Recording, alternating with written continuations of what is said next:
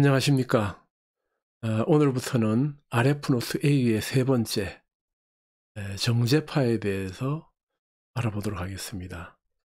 정제파는 다른 말로 하면은 스탠딩 웨이브라고 그러죠. 우리가 스탠딩 웨이브, 정제파 많이 들어보았지만은 우리가 자세하게 다루는 부분들이 많지 않기 때문에 우리가 좀 이해하기가 좀 까다롭고 또 오해할 여지도 있어서 또 제 나름대로도 오랫동안 정리해왔고, 그래서 정제파에 대해서 좀 시간은 길지만 자세히 알아보는 그런 시간을 갖도록 하겠습니다.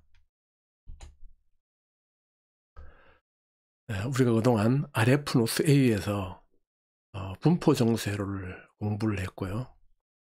또 분포정수 회로를 기반으로 해서 분포정수와 집중정수 4단자 전송 파라미터에 대해서 공부를 했습니다. 오늘부터는 세 번째 정제파에 대해서 함께 공부해보는 시간을 갖도록 하겠습니다.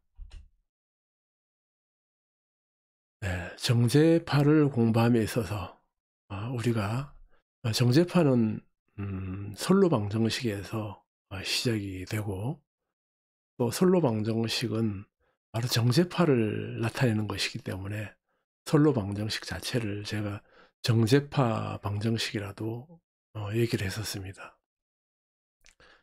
자, 그런데 그 과정에 우리가 반사계수라는 것이 또 필수적으로 나오게 되기 때문에 이 반사계수에 대해서 우리가 이미 공부를 했지만은 정제파하기에 앞서서 다시 복습하는 의미로 1시간 동안 반사계수에 대해서 다시 정리하는 시간을 갖도록 하겠고요.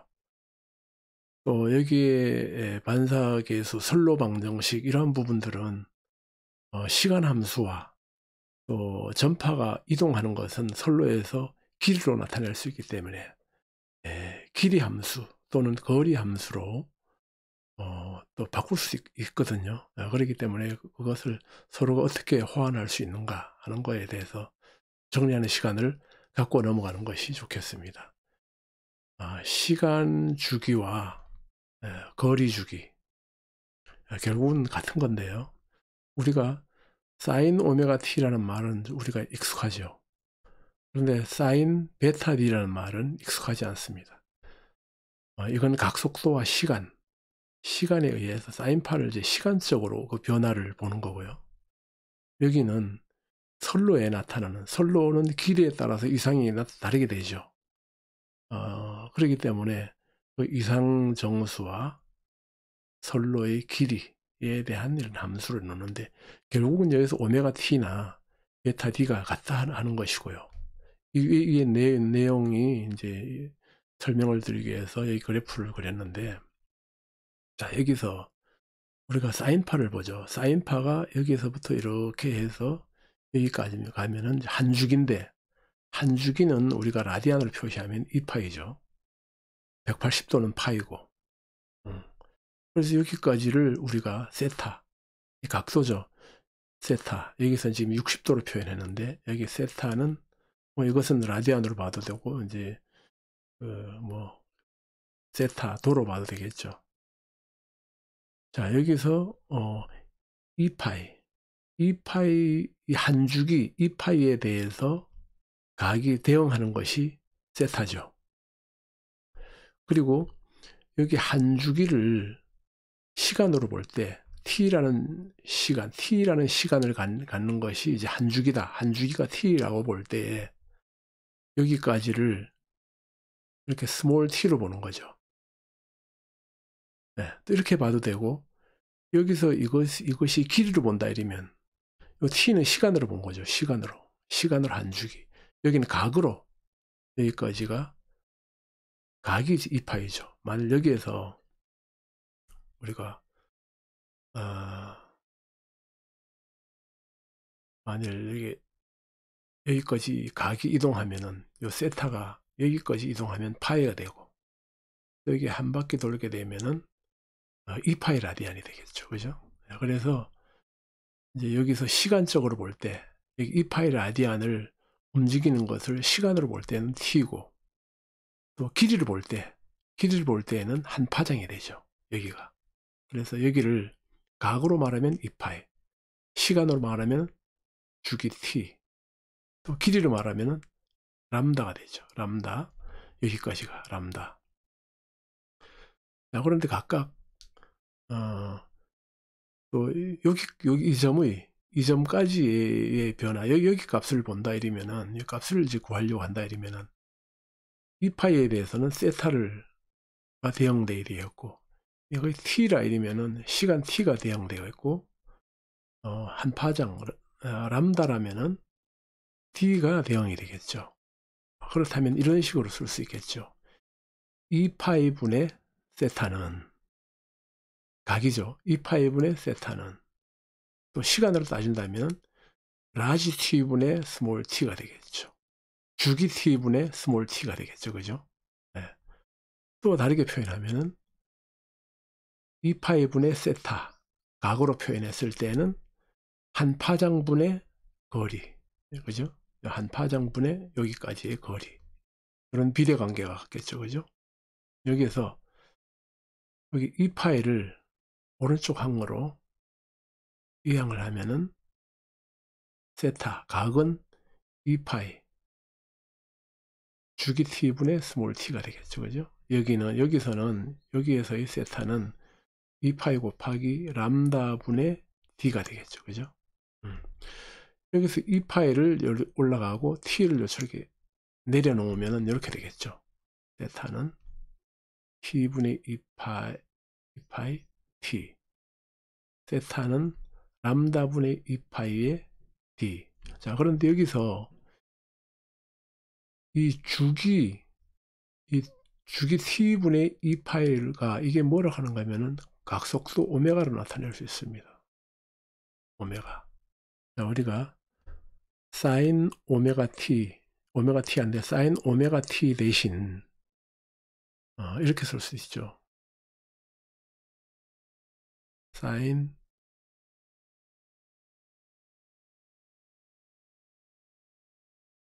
이렇게 쓸 수 있죠. 그죠? 사인 각을 나타내는데 2파이 각을 주기 t로 나누고 이 중에 시간으로 곱하면은 각에 대해서 각을 시간 단위로 이제 바꿀 수가 있는 거죠. 네. 그래서 이렇게 쓸 수가 있습니다. 그래서 이렇게 바꾼 거죠. 여기에는 람다분의 2파이, 이것은 위상정수 베타로 바꿀 수가 있습니다.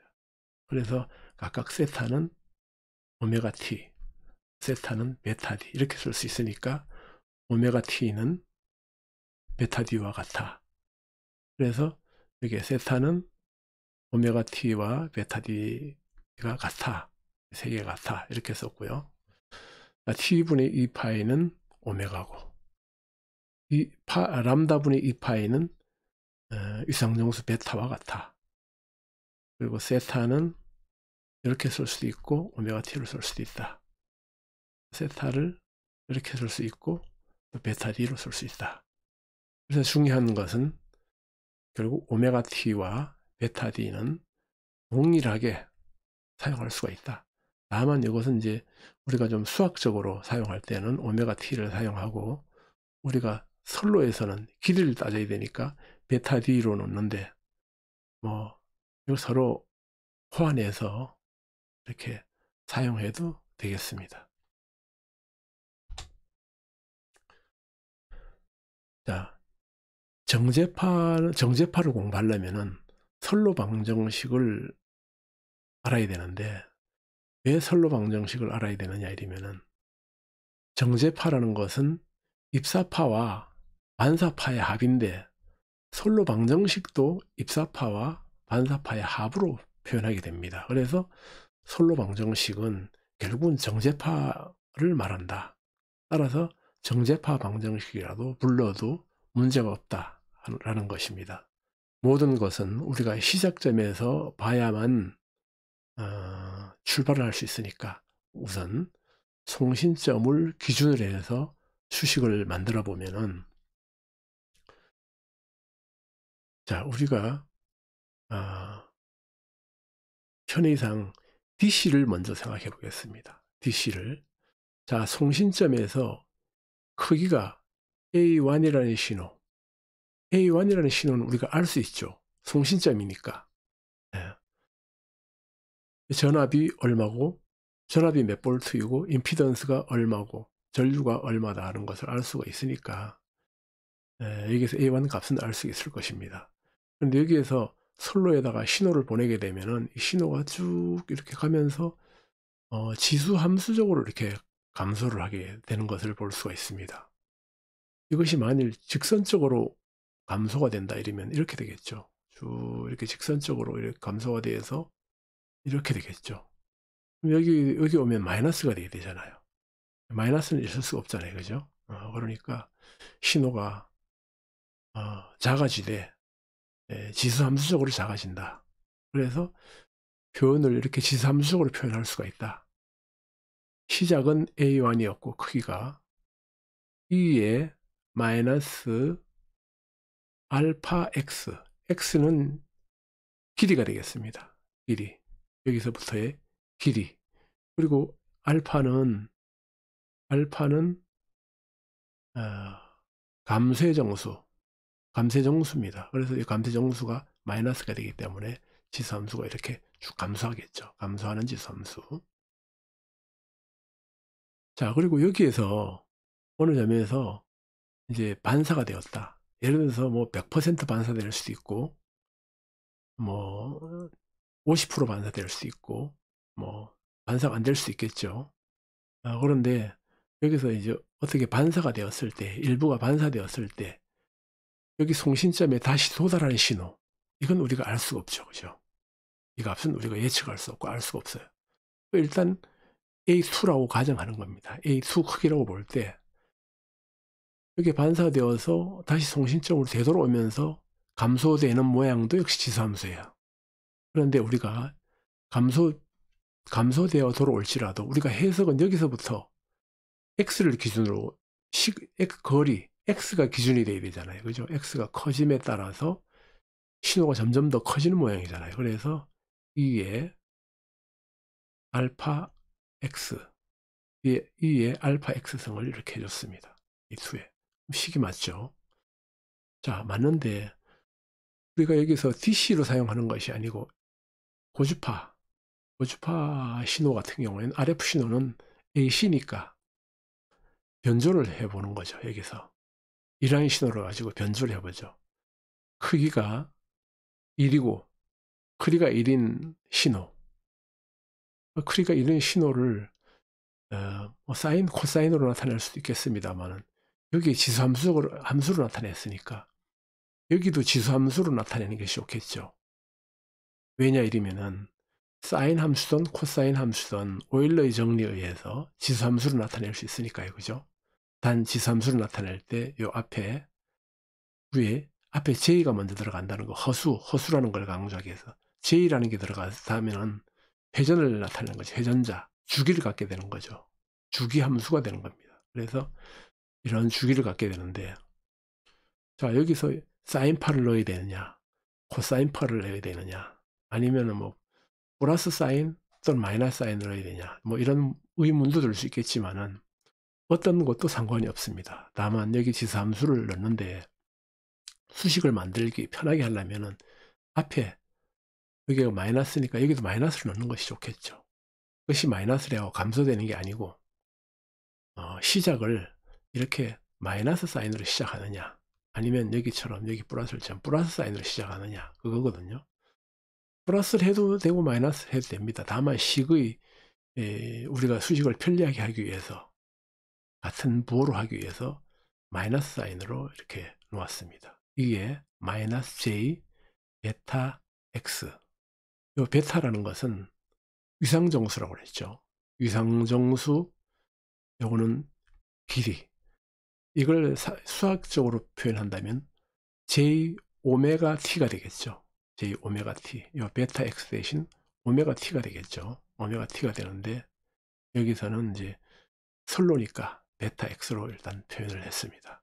그래서 이 두 신호를 DC에다가 곱해주면 이 신호를 곱해준다는 것은 변조를 말합니다. 우리가 RF에서 신호를 변조한다는 것은 두 신호를 곱하는 것을 말하거든요. 곱하기. 그래서 여기 곱해보죠. 이게 마이너스 1, 제로, 플러스 1. 자, 1을 곱하면 크기가 변함이 없죠. 그 대신 제로로 곱하면 제로가 되죠. 그래서 마이너스 1, 제로, 1, 또 제로, 마이너스 1, 제로, 1 이렇게 쭉 차례로 곱해보면은 이런 파형이 될 겁니다. 이렇게 두 개를 곱하면은 실제로 이렇게 됩니다. 자, 우리가 원하던 파형의 모양이 이렇게 되는 거죠. 가면서 이렇게 감소되는 모양. 자, 그렇다 하면 이것을 두 식을 우리가 곱했으니까 곱해보죠. A1, 2의 마이너스 알파 x 곱하기 2의 마이너스 j 베타 x 두 개를 이제 곱한 거죠. 곱하면은 이렇게 되죠. A1에 2의 마이너스 가로 열고 닫고 안에다 알파 플러스 j의 베타 x 이렇게 넣으면 되겠죠. 마이너스 있으니까 이렇게 빼서 이렇게 넣으면 되겠죠. 그죠? 그리고 우리가 알파 플러스 j의 베타를 우리가 감마라고 이렇게 표현합니다. 감마라고 표현해서 이거는 감쇄정수, 위상정수, 이것은 전달정수 이렇게 표현하죠. 이 모양을 좀 간단히 하기 위해서 이제 이렇게 하는 거죠. 전달정수. 그래서 이것을 식으로 써보면은 A1 2의 마이너스 감마 X 이렇게 표시할 수 있겠죠. 여기 반사파도 마찬가지입니다. 반사파도 여기가 플러스니까 여기서 플러스 사인으로 시작하는 것이 좋겠죠. 각해 해주면은. 그래서 두 개를 곱해주면 이렇게 되겠습니다. 그래서 최종적인 식은 A2 2의 감마 X승. 그죠? 갈수록 커지니까. 이렇게는 갈수록 작아지니까. 마이너스. 그죠? 그래서 송신점을 기준으로 했습니다. 송신점. 자, 송신점을 기준으로 해서 이렇게 본 거예요. 그랬을 때 송신점에서 거리가 x인 점의 이 점의 선로 방정식 또는 정제파 방정식은 이렇게 표현할 수가 있습니다. A1 2의 마이너스 감마 x 플러스 A2 2의 감마 x. 네, 그리고 여기서 전류식은 구하는 게 나오지 않았는데요. 전류에 대한 식은 우리가 분포 정수 회로에서 방정식에서 이게 나왔죠. 방정식에서 나왔는데 입사파 전압은 동일하고 그죠? 반사파 전류는 값은 같은데 각이 180도 차이라고 그랬죠. 그래서 마이너스, 여긴 플러스. 그런 상태에서 전압이 합쳐집니다. 이게 정제파 전압이죠. 이건 정제파 전류인데 하나 부족한 것이 요거죠. 특성 임피던스를 나눠줘야 되겠죠. 그래야 전류값이 되니까. 이게 이제 선로 방정식, 송신점을 기준으로 본 선로 방정식이 되겠습니다. 자, 그래서 이게 바로 그거죠. 송신점을 기준으로 해서 출발하는 신호의 크기는 A1이다. 이것은 알 수 있는 값이다. 그러나 A2는 우리가 모른다. 그죠? 그리고 이 거리가 X인 점, X의 길이가 여기까지를 할 때 이 지점의 전압과 전류, 이 지점의 전압식과 전류식, 이 지점의 선로 방정식 또는 이 지점의 정제파 방정식은 이렇게 된다는 겁니다. 전 페이지에서 설명드린 바와 같고요. 자, 우리가 전에 여기서 다른 거는 뭐 전부 나와 있죠. 거리 뭐 이런 다 나와 있는데 여기서 A1, A2는 우리가 알아야 되잖아요. A1은 물론 우리가 알 수가 있는데 A2를 몰라요. 그죠? 그렇기 때문에 우리가 선로 방정식에서 x 이퀄 L인 점의 A1, A2 자, 이 뭔 소린가 이러면은, 우리가 이 길이를, x라는 길이를 점점 늘려가요. 쭉 늘려가가지고 여기까지 갔어요. 끝까지. 그러면 l이 되죠, 길이. 그래서 x 이퀄 l이다. 즉, 이 지점에서의 선로 방정식은 어떻게 되느냐. 이제 그 말이죠. 그래서 이 지점에서의 선로 방정식을 구하려면은 x값 대신 l값을 놓아야 되겠죠. 우선 l값을 놓아보죠. 사실 여기서 미리 말씀을 드린다면은 이렇게 하는 과정은 결국은 x를 l로 놓으면은 이 값이 되고, 또 l값에서 d값을 l값에서 x값을 빼주면은, l값을 왜 구하냐면 l로 구해진 값에서 x로 구해진 값을 빼면은 d가 되잖아요. 그죠? 사실은 이 지점이 가장 중요하거든요. 수신점. 그냥 반사가 여기서 일어나니까. 여기서부터 어떤 위상의 기준이 이루어지거든요. 정제파는.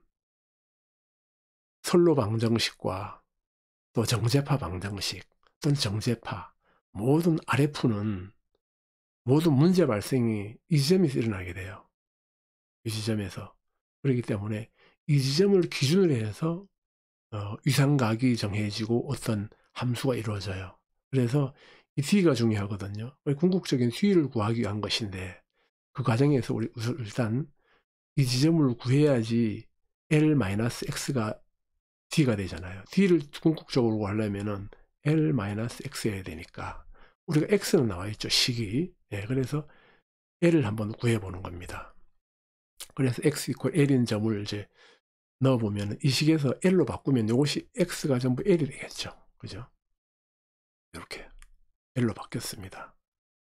L로 바뀌었고, 전압은 VL이 되겠죠. 근데 VL인데 사실 이 지점이니까 이 지점의 부하가 GR이니까 VR 또 IR 이렇게 표시하는 게 좋겠습니다. 그래서 VR이라고 보면은 VR은 IR 곱하기 GR이죠. 그죠? 그리고 그 다음에 전류는 IR은 이렇게 되죠. 이렇게 되는데 여기서 G0를 이쪽으로 보내봐요.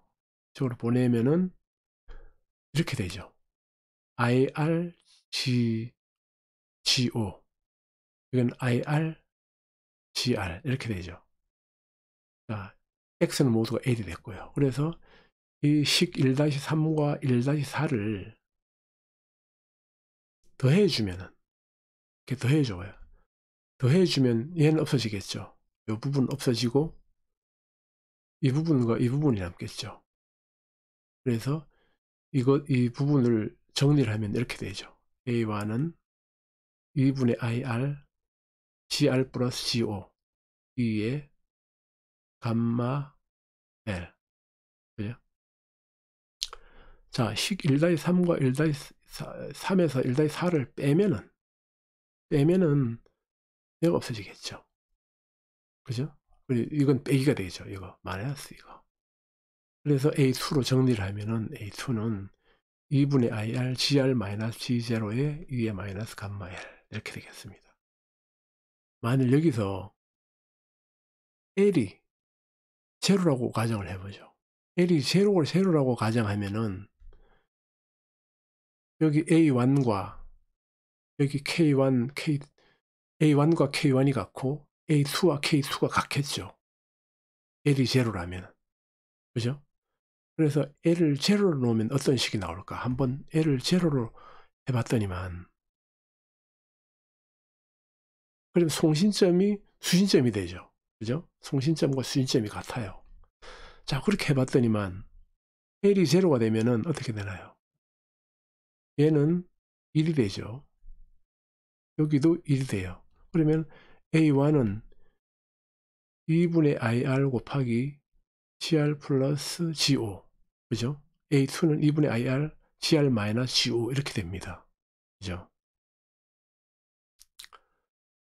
자, 그러면은 이럴 경우에 이 값을 K1이라고 나와보자.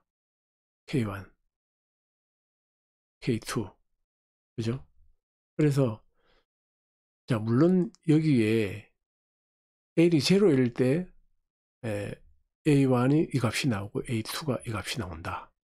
그런데 L의 길이와 상관없이 이 값을 그냥 K1으로 놔두고 이 값을 K2로 놔보자. 여기와 마찬가지로 이걸 K1으로 이걸 K2로 놔보자. 그랬더니만 A1은 여기서 K1과 K2에 대해서 여기서 L 값이 길면 길수록 A1은 커지겠죠. 자, 그리고 여기서는 K2를 기준으로 해서 L 값이 길면 길수록 A2가 작아지겠죠. 그러니까 이 식이 성립이 되는 겁니다.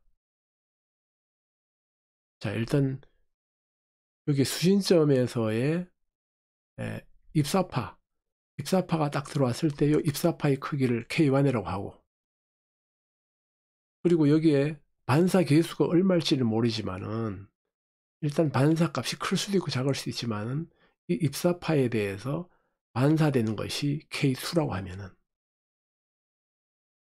K2라고 본다 이러면은 사실 반사되는 양은 K1분의 K2가 되겠죠. 그러니까 입사파분의 반사파잖아요. 그죠? 한 자리에서. 최종 수신단에서. 그러니까 여기가 반사점이기도 하고, 여기서 입사파분의 반사파니까 이것이 이제 반사 계수가 될 수 있겠죠. 자, 이건 나중에 하고요. 일단 K1, K2에 대해서 좀 주목해 주시고, 다음 장으로 넘어가죠. 자, 여기서 A1, A2는 각각 이렇게 표현할 수가 있었죠. 자, 우리가 여기서 우리가 궁극적으로 모든 것을 D를 중심으로 보기 위해서 우리가 X를 L로 나왔고, 또 그 다음에 X값은 먼저 이제 존재를 했고 이렇죠. 그래서 L에다가 X를 뺀 값이 D다. 그죠? 이 L 길이에다가 X 값을 뺀 것이 D 길이다. 궁극적으로는 이 D를 우리가 D를 중심으로 D 값으로 이제 표현하는 것이 핵심이거든요. 자, 그래서 수신점에서 구해진 A1과 A2를 송신점 기준의 선로 방정식 1-1과 1-2에 대입을 해보죠. 그러면은 자, 원래 Vx였는데 여기다가 대입을 하면 이렇게 되겠죠. 자, 이 식의 A1은 뭐냐? 이 A1은 이렇게 표현할 수도 있죠. 물론 전의 식에서 이렇게 됐죠. A1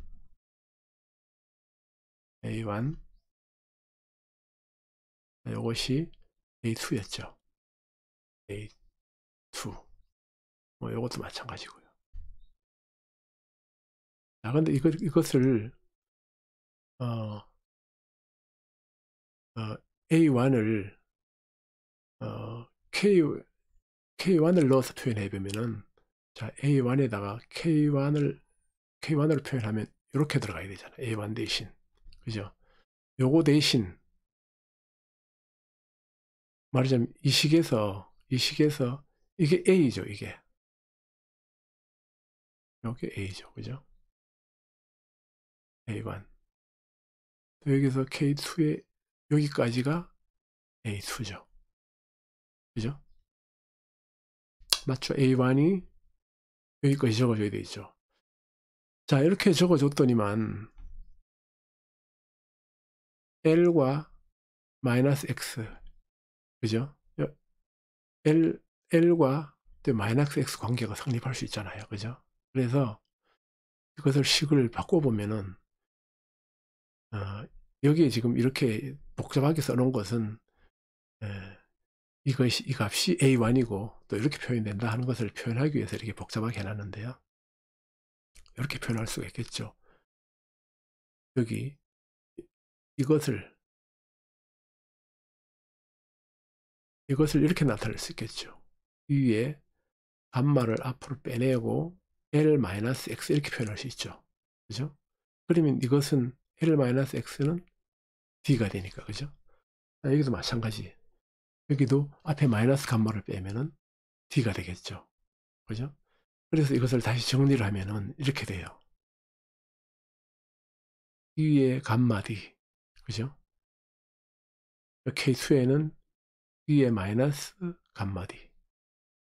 송신을 기준으로 했을 때는 여기가 마이너스였고 여기가 플러스였는데, 그죠? 근데 이제 수신점 기준 K1이 수신점이니까 수신점 기준을 봤더니만, 그죠? D 단위로 본다는 것은 수신점 기준이잖아요, 그죠? 수신점 기준으로 봤을 때는 수신점에서 멀어질수록 입사판이 커지니까, 그죠? 플러스 감마 D가 되고, 여기는 반사판은 K2E의 마이너스 감마 D죠. D라는 길이가 멀어질수록 반사판은 가면서 작아지니까, 그죠? 이렇게 되겠죠. 자, 역시 이 값은 K1이 되겠죠. K1 값, 여기 마이너스가 들어가는 건 K2 값이다. 자, 그리고 나중에 우리가 이 감쇄 정수는 우리가 별도로 이렇게 시계에 포함해 사용하지 않고 분리해서 선로의 손실을 데시벨로 나타내게 되면은 훨씬 더 편합니다. 그래서 손실은 분리해서 사용하는 것이 좋아요. 그래서 알파는 제로로 가정합니다. 그래서 여기에 전달 정수 감마는 제2의 베타로 써요. 위상 정수로. 그래서 바꾸어 보죠. 여기서 감마를 j 베타로 바꾸면은 이렇게 됩니다. j 베타 d 마이너스 j 베타 d 이렇게. 다음 페이지. 자, 선로 방정식에서 우리가 수신점을 기준으로 해서 본 선로 방정식, 정제파 방정식은 K1이 기준이 돼요. 여기서는 크기가. 자, 여기가 수신점입니다. 수신점 기준이에요. 송신점은 여기가 되죠. 그래서 입사파가 수신점을 향해서 이렇게 오는 겁니다. 이런 좌표를 쓰는 것은 제가 말씀드렸죠. 수신점이 모든 위상의 기준이 된다. RF는.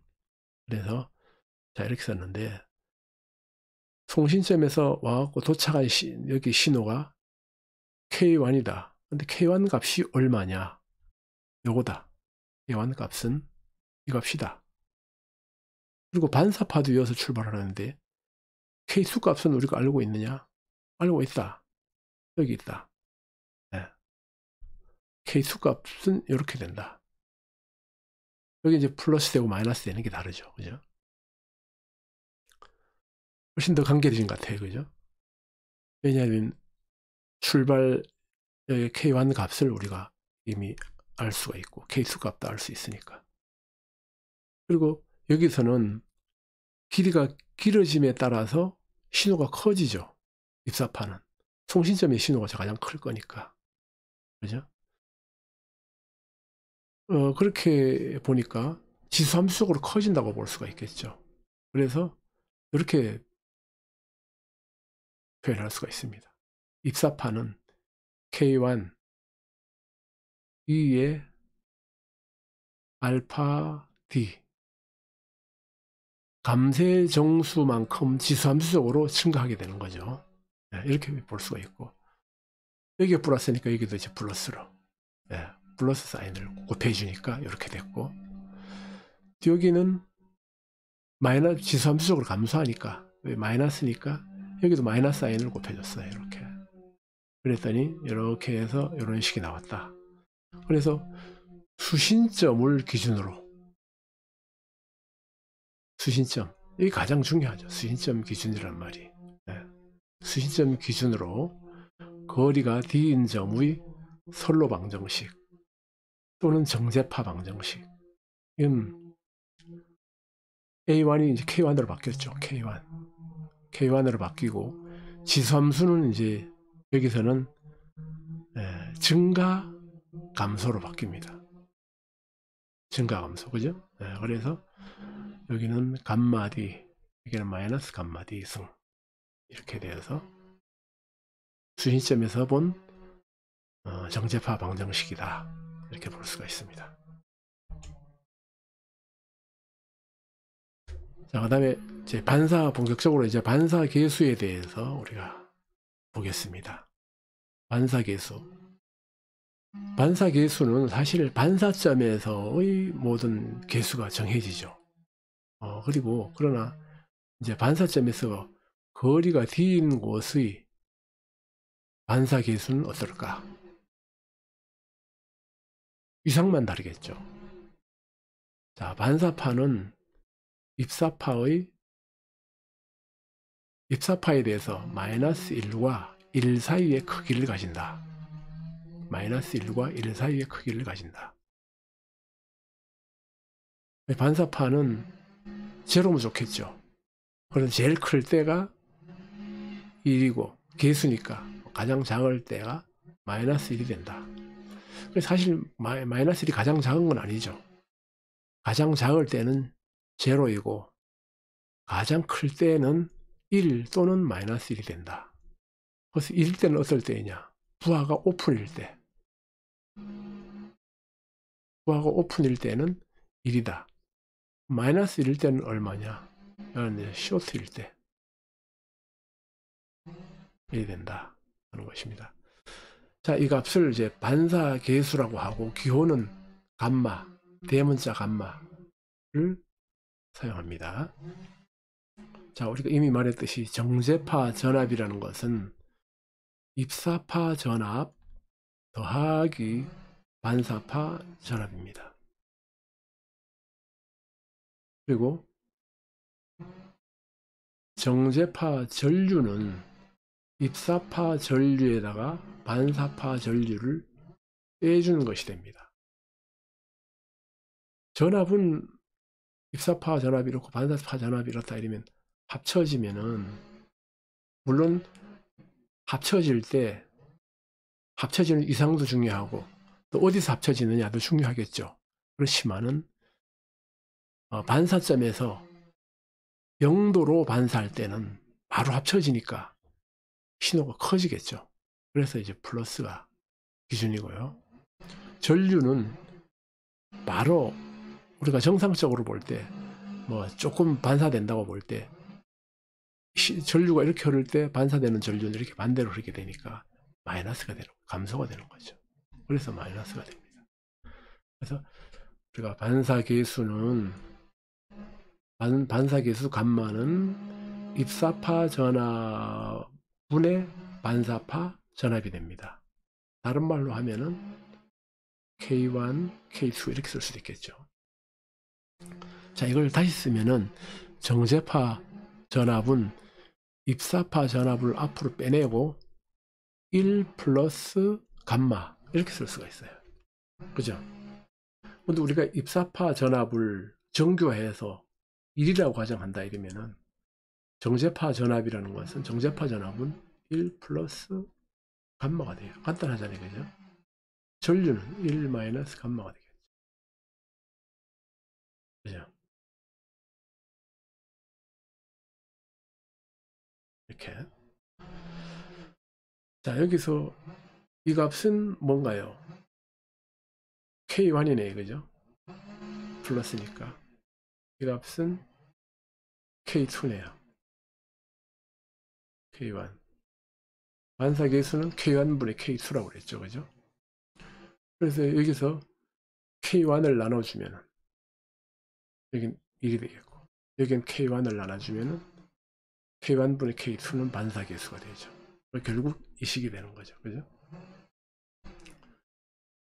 전류도 이제 마찬가지가 되겠고요. K1 값, K2 값. 자, 여기서 이제 반사계수를 이제 전압과 전류로 이렇게 나누어서 해보는데, 우리가 많이 헷갈려요.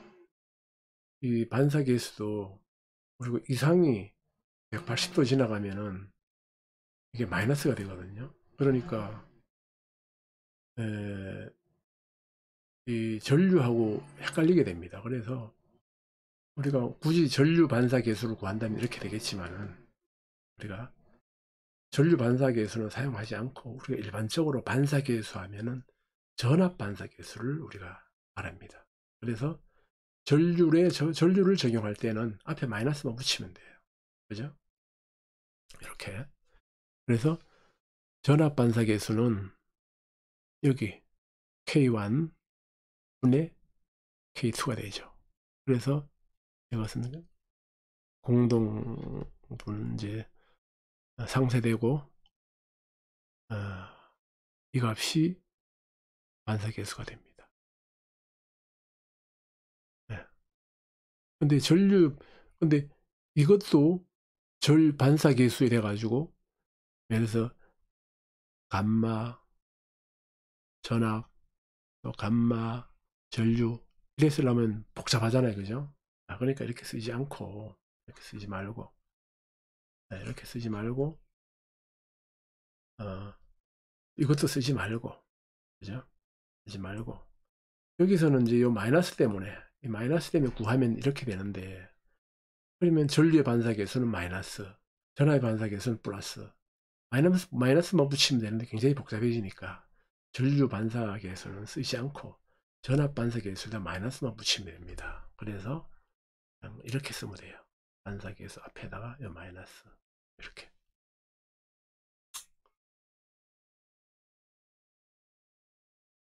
자, 일단 반사계수는 이렇게 표현된다. 그런데 반사계수 표현하면 되는데 이 뒤에 이건 뭔가요? 이 뒤에. 그러니까 우리가 반사계수를 쓸 때 반사계수는 이렇게만 쓰면 안 되고 사실 뒤에다가 각을 넣어줘야 되죠. 마이너스 뭐 2파이 D, 2 베타 이렇게 적어줘야 되겠네요. 자, 이것은 뭘 얘기하는가 이러면은 J의 2 베타 D는 마이너스 J의 2 오메가 T와 같아요. 오메가 T가 아니고 2 오메가 T잖아요. 2배의 속도로 가는다는 얘기죠. 여기서 여기에 이것을 가지고 여기다 나눠주다 보니까, 그죠? 이렇게 돼버렸죠. 그죠? 이렇게 됐는데, 여기서는 마이너스 J 베타 D지만은, 이게 이제 분모로 되니까, 이 분모를 여기다가 곱해 주려면은, 여기 앞에 마이너스 붙여서 곱해 줘야 되니까, 2배가 되죠. 2 베타 D. 그러니까, 입사판은, 예를 들어서, 입사판은 이렇게 회전을 하고, 또 반사판은 이렇게 회전을 한다 이러면은, 이 만나는 지점의 속도는 2배속이 되잖아요. 그죠? 2배속.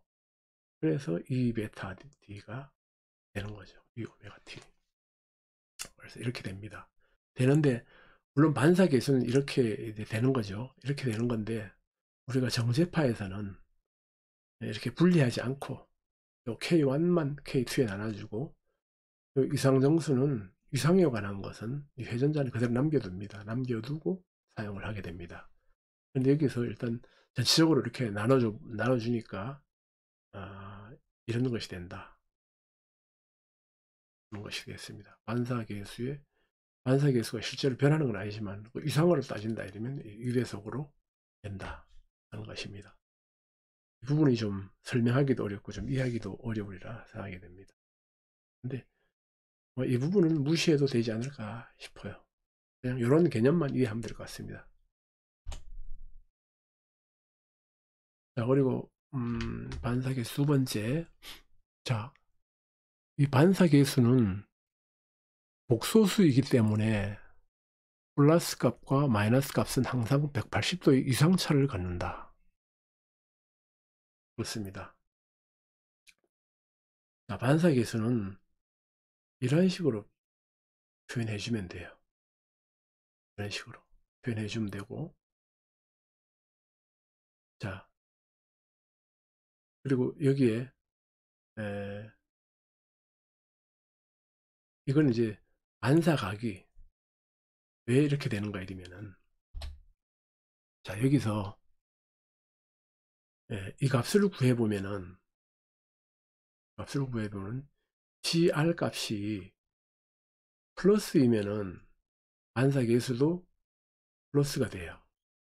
근데 이 값이 G0보다 작으면은, 이게 G0보다 크면은 플러스가 되는데, GR 값이 G5보다 작다. 그러면 마이너스가 되잖아요.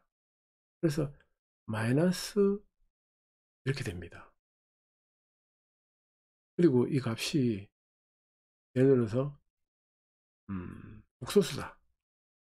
옥소수면은 여기에 값이 뭐 여기에 플러스 될 수도 있고 마이너스 될 수도 있고 반사계수가 되고 각이 발생합니다. 여기에 세타가. 그래서 반사계수는 전부 다 포함해서 표현하면 이것이 맞아요. 이렇게 표현해야 됩니다. 그래서 여기에 보면은 이렇게 표현했잖아요. 표현했고, 이럴 경우에는 이 경우에는 그 GR이 G5보다 큰 경우죠. 만일 이게 작다 이러면은, 만일 GR이 G5보다 작다 이러면은 이거 앞에 마이너스가 붙어야 되겠죠. 자, 전류는 자동으로 마이너스 붙잖아요. GR이 G제보다 클 때 마이너스가 붙어요. 그러면 GR이 G제보다 작을 때에는 플러스가 되죠. 안 되니까. 그걸 감안해서 설명을 한다 이러면은, 그리고 이거는 E에 마이너스 J의 E 베타 D, 이건 이제 반사계수 회전자라고 봅시다. 큰 의미는 없지만은 우선 이렇게 넣어갖고 보면은, 자, 이 각은 0도잖아요. 0도니까 이것은 이렇게 표시할 수 있어요. 똑같이 쓰고 E의 J의 0도 이렇게 쓸 수 있습니다. 우리가 여기에 세타를 이렇게 표현했대요. E의 J의 세타 이렇게 표현했대요. 오일러의 정리를 이용한다면 이 각이나 이 각이나 같거든요. 그래서 이렇게 표시했대요. 그 다음에 이게 반사계수에서 다시 이것은 뭐 1이니까 그죠? 1이 되기 때문에 결국은 이렇게 된다 표현할 수 있고, 자, 이거는 물론 크기에 따라서 플러스 마이너스가 바뀔 수 있지만은 GR이 GO보다 크다고 본다 이러면은 이렇게 쓸 수가 있겠죠. 전류의 경우, 전압 전류 이래 나눴는데 사실 이것을 이건 공부하기 위해서 이렇게 쓴 겁니다. 자, 이럴 경우에는 이게 마이너스일 경우 180도 이상 차이 난다 했으니까 이 값을 마이너스를 없애고 여기다 플러스 마이너스 파이 이렇게 쓸 수 있어요. 80도. 물론 여기서 플러스도 마이너스도 둘 다 됩니다. 그럼 이건 그대로겠고 여기에서 옮겨 쓰면은 이렇게 돼요. E의 플러스 마이너스 J의 세타, 아니 J의 파이, 그죠? 그래서 이걸 여기다 묶어 쓴다 이러면 이렇게 쓸 수 있죠. 이렇게 쓸 수가 있습니다. 자, 이런 점을 우리가 참고로 알아두시면 되고요. 자, 플러스 마이너스 180도 이상 차를 갖는다는 건 여기서 보면은, 자, 여기서 세타가 180도를 움직였어요. 파이를 이동했죠. 자, 그렇다 이러면 여기는 1인데 여기는 마이너스 1이 되죠. 자, 이게 복소 평면에서 90도로 옮겨가면은 J가 되죠. 다시 또 90도 옮겨가면 J가 두 개가 되죠. 그러니까 J니까 허수 두 개니까 마이너스 1. 자, 허수 세 개니까 마이너스 J가 되겠죠.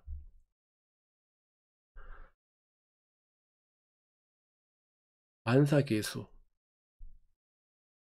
반사계수가 이제 이렇게 표현될 때 반사파의 이제 반사각이 되죠. 이것은 반사값. 반사계수는 반사값, 이게 반사계수라고 부르는데, 이거 반사값을 나타내는 거지, 크기를. 그리고 이게 각을 나타내는데, 이건 반사각을 나타내죠. 반사각.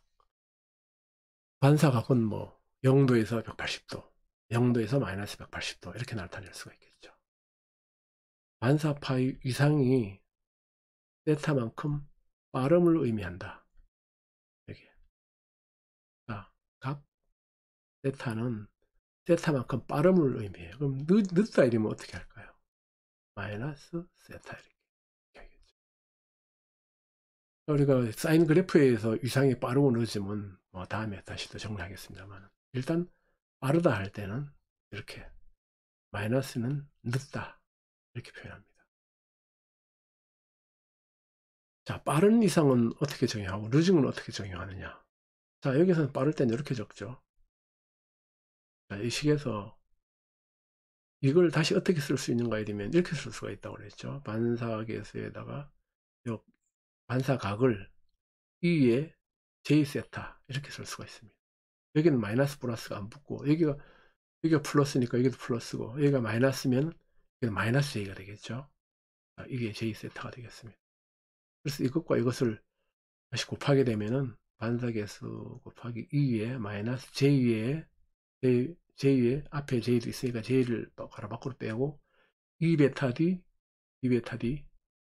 여기는 플러스니까 여기는 마이너스 해도 되겠죠. 베타 이렇게 되겠습니다.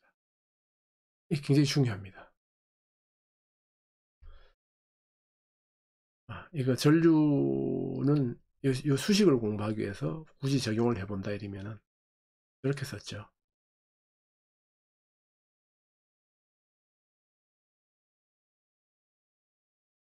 이건 들어갈 필요가 없겠네요. 플러스 마이너스 파이가 들어갔으니까. 자, 이렇게 하면은 이렇게 쓸 수 있어요. 2에 플러스 마이너스 J 파이, 그죠? 네, 플러스 마이너스 파이라는 각을 가지니까 이렇게 쓸 수가 있잖아요. 이걸 여기에다가 여기도 세타가 있네.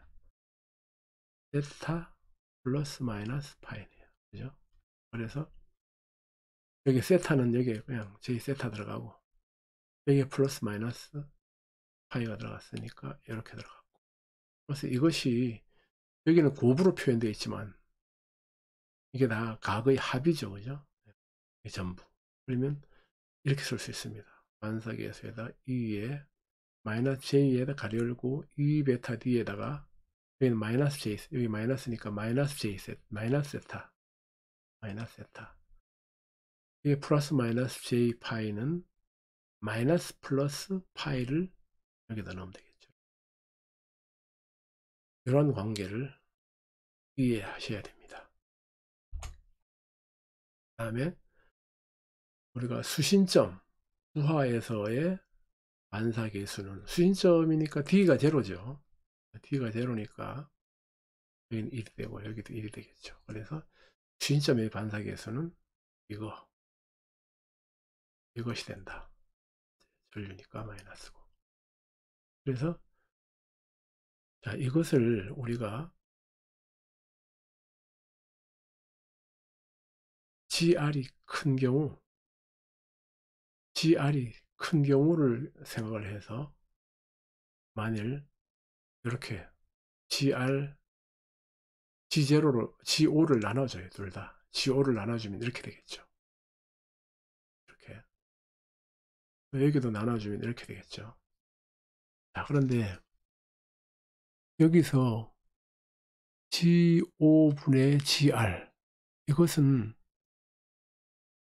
S와 같아요. S는 뭐냐?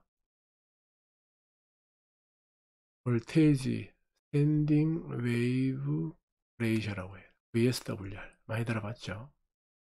VSWR인데 VSWR은 여기서 이제 요 가운데 스탠딩 웨이브 자를 따서 S라고 이제 표현하는데, 스탠딩 웨이브는 정제파는 입사파 전압 뭐 이렇게 표현하죠. 그리고 반사파 전압 이렇게 표현하죠. 예를 들어서 이렇게 되죠. 입사파 전압이 합쳐지는 부분과 입사파 전압이 감소되는 부분의 비를 말하는 거죠. 이게 부분을 말하는 건데, 이것이 결국은 이거와 같아 이 얘기죠. G0, G5분의 GR 이렇게 됩니다. 그래서 여기서 이걸 이제 S라고 쓰면은 S-1, S 플러스 1 이렇게 쓸 수가 있다는 거죠. 반사계수는. 이제 반사계수는 이렇게 쓸 수 있다는 거죠. 이렇게 쓸 수 있을 때에는 이렇게 쓸 수 있고, 또 여기서 S라는 것은 물론 여기서 이렇게 쓸 수 있죠. 여기서 1 플러스 V 플러스 V 마이너스 1이면은 이것은 뭐냐면 반사계수예요. 그죠? 반사계수. V 플러스. 이것은 다시 쓰면 1 플러스 반사계수 1 마이너스 반사계수. 똑같아요. 그죠? 이게 반사계수니까. 네. 이렇게 쓸 수도 있는 거죠. 그래서 여기서 S는 1 플러스 반사계수 1 마이너스 반사계수 이렇게 됩니다. 근데 S는 항상 1보다 커요. 가장 중요한 것은 뭐냐면 S는 항상 1보다 크거나 같아. 이것은 정의. S는 항상 1보다 크거나 같아야 된다 라는 정의이기 때문에, 만일 반사계수가 마이너스일 경우, 그죠? 마이너스일 경우에는 어떻게 되느냐, S 이퀄 1 마이너스 반사계수 이렇게 돼야 되겠죠. 네. 그렇게 됩니다. 여기서 마찬가지예요.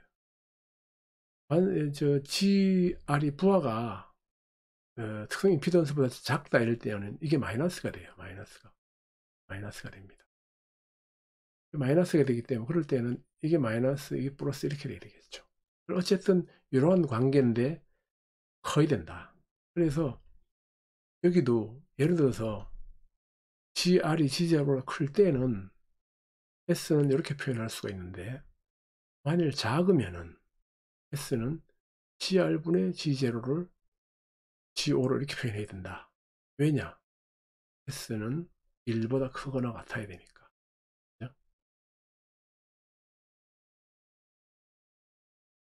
이렇게 기억해 두시면 되겠습니다. 자, 그리고 시간이 많이 지나갔네요. 요것만 하고 마치겠습니다. 자, 수신점의 부하가 단락 또는 개방의 경우 반사계수. 네. 자, 우리가 수신점을 단락하거나 개방할 경우, 이런 경우가 있는가? 실제 RF에서는 이것을 스톱이라고 부르는데, 오픈 스톱 또는 숏 스톱 이렇게 부르는데, RF에서는 굉장히 많이 사용합니다. 이걸 사용해서 RF 컨트롤하고 필터도 하고 뭐 서지 프로텍터로도 이용하고 여러 가지 많은 활용 분야가 있습니다. GR이 개방됐을 경우에는 GR-G5 반사계수가 그죠? GR 플러스 G5 이렇게 되잖아요. 반사계수. 자, 그럴 때 GR이 개방이 됐으면 무한대가 되죠. 무한대.